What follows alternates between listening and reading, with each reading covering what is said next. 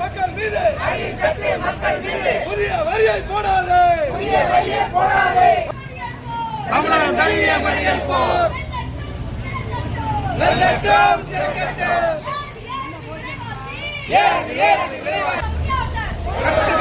முடியாவிட்டால் ஆட்சியை விட்டே ஓடிவிடு என்று போராடப்பட்ட புதிய வரியை வாபஸ் வாங்கு ஒன்றிய அரசே மோடி அரசே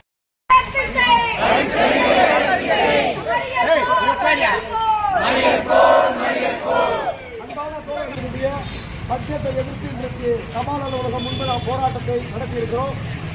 இந்த போராட்டத்தை விலக்கி ஒரு 2 நிமிடம் மார்க்சிஸ்ட் கட்சியினுடைய